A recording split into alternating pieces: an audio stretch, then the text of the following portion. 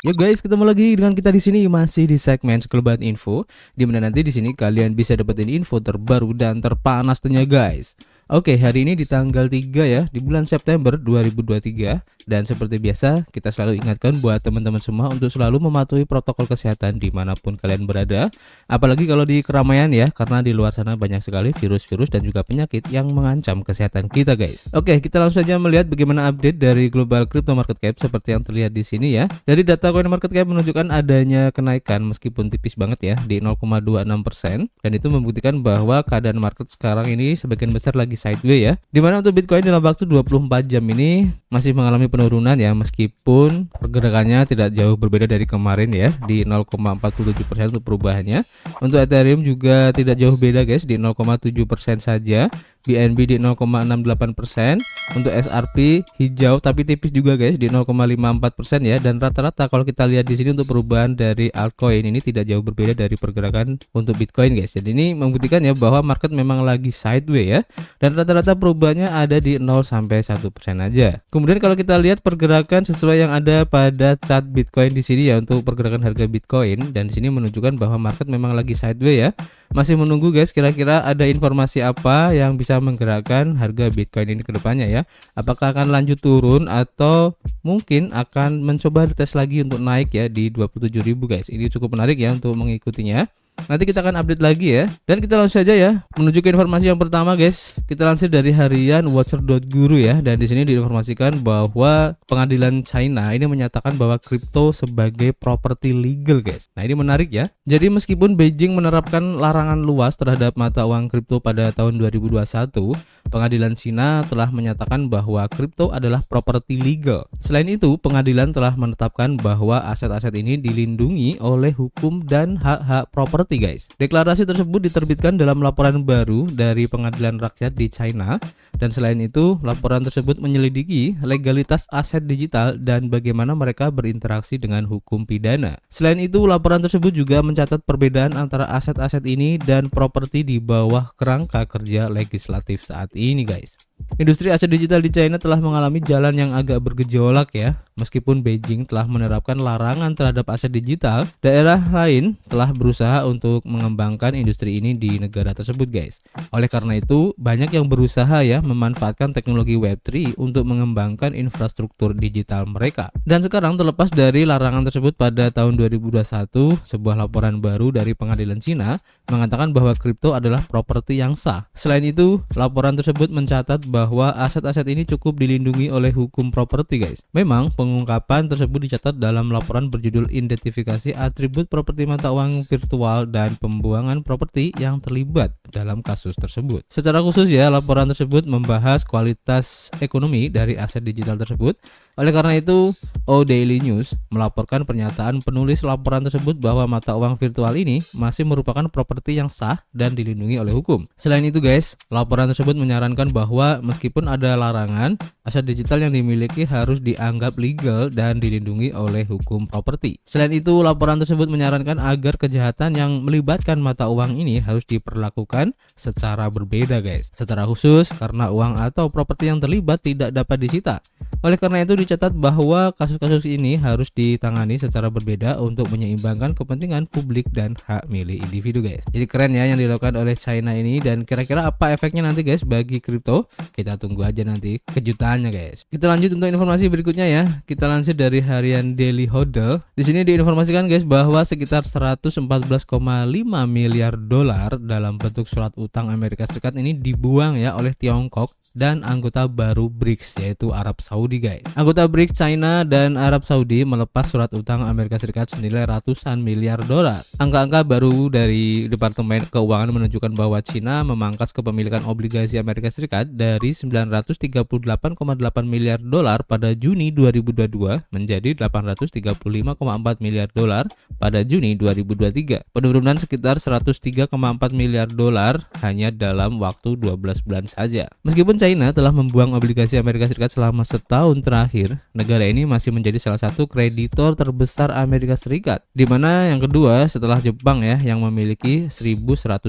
triliun dolar guys. Sedangkan untuk anggota baru BRICS, Arab Saudi, negara Timur Tengah ini mengurangi kepemilikannya atas utang Amerika Serikat sebesar 11,1 miliar dolar selama periode yang sama ya, dari 119,2 miliar dolar menjadi 108,1 miliar dolar. Penurunan kepemilikan obligasi Amerika Serikat dari kedua negara BRICS ini merupakan tanda baru ya perlawanan terhadap hegemoni dolar Amerika Serikat. Dan kepala ekonom pasar negara berkembang Bloomberg yaitu Ziad Daud mengatakan bahwa langkah Arab Saudi ke aset-aset yang lebih beresiko dapat mempengaruhi sikap Federal Reserve terhadap suku bunga. Sementara RRT dan Arab Saudi ini telah menjual obligasi Amerika Serikat, negara-negara BRICS lainnya meningkatkan kepemilikan mereka guys. India mengakumulasi surat utang Amerika Serikat senilai 26,6 miliar dolar antara Juni 2022 hingga Juni 2023. Uni Emirat Arab dan Brasil menambahkan 25,1 miliar dolar dan 1,3 miliar dolar masing-masing ke dalam kepemilikan surat utang Amerika Serikat selama periode 12 bulan guys. Jadi cukup menarik ya mengikuti perkembangan dari negara-negara BRICS ini, dan apakah ini menjadi awal perlawanan untuk dedolarisasi guys? Ini cukup menarik untuk diikuti. Kita lanjut ke informasi berikutnya ya. Kita lansir dari bitcoin.com.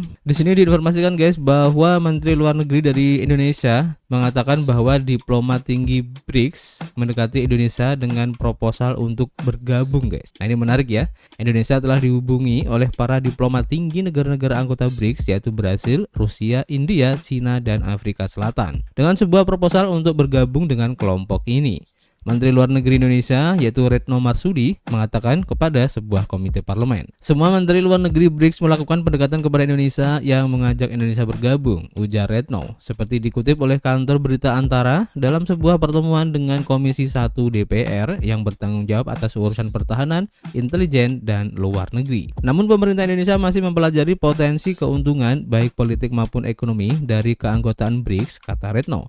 Seraya menambahkan bahwa negaranya belum mengirimkan surat pernyataan minat kepada organisasi tersebut. Diplomat tinggi Jakarta ini menunjukkan ya bahwa Presiden Indonesia Joko Widodo menghadiri KTT BRICS di Johannesburg, Afrika Selatan pada 22-24 Agustus dan menyoroti hubungan yang kuat antara negaranya dengan semua anggota BRICS. Dalam forum tersebut, Kepala Negara Indonesia menekankan bahwa negaranya masih mempertimbangkan keikutsertaannya dalam BRICS. Dalam pertemuan mereka, 5 negara anggota saat ini setuju untuk menerima 6 negara lain ke dalam organisasi pada 1 Januari 2024 yaitu Argentina, Mesir, Ethiopia, Iran, Arab Saudi, dan Uni Emirat Arab. Dan menurut seorang diplomat Rusia, semuanya telah menerima undangan tersebut. Indonesia disebut-sebut sebagai salah satu kandidat potensial untuk keanggotaan BRICS dalam sebuah laporan oleh harian Indian Business Standard pada bulan Juni. Blok ini telah mencakup 40% populasi dunia dan negara Asia Tenggara ini merupakan negara dengan populasi muslim terbesar guys. Jadi kita lihat aja guys apakah Indonesia akan juga mengikuti jejak langkah dari India dan juga negara-negara BRICS lainnya. Ini akan cukup menarik ya. Dan tentu saja kita sebagai negara Indonesia harus mempunyai sikap ya untuk hal ini guys. Dan kita juga harus memperhatikan bagaimana keuntungan dan juga kerugian kalau kita mengikuti blok BRICS ini. Dan tentu saja kita tidak boleh gegabah ya dalam mengambil keputusan ini guys. Kita akan update lagi nanti untuk informasinya. Kita lanjutkan informasi berikutnya ya. Kita lansir dari harian coingeber.com ya. Dan di sini diinformasikan bahwa SEC menyetujui reksadana yang diperdagangkan di bursa ETF Bitcoin pertama guys.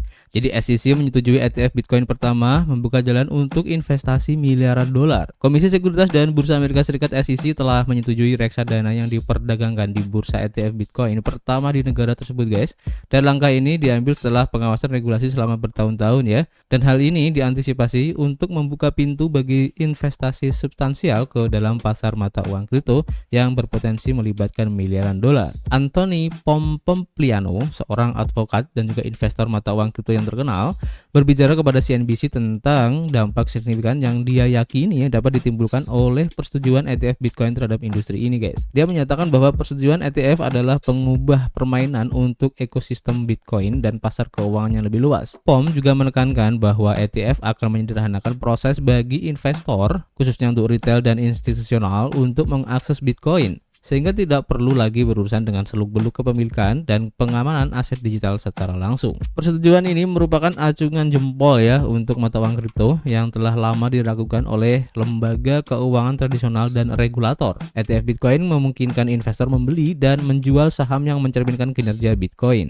menjadikannya cara yang lebih sederhana untuk berinvestasi di dalamnya guys. Hal ini kemungkinan akan mendatangkan investor baru, mulai dari pemain besar di Wall Street hingga orang biasa yang selama ini menahan diri dari pasar mata uang kripto karena naik turunnya harga dan kerumitan teknis dalam kepemilikan aset digital. Analis keuangan memprediksi bahwa ETF dapat menghasilkan miliaran dolar dalam investasi baru yang semakin melegitimasi mata uang kripto sebagai sebuah kelas aset. Namun keputusan SEC juga menimbulkan kekhawatiran tentang potensi resiko yang terkait dengan investasi di pasar yang sebagian besar masih belum diatur ya.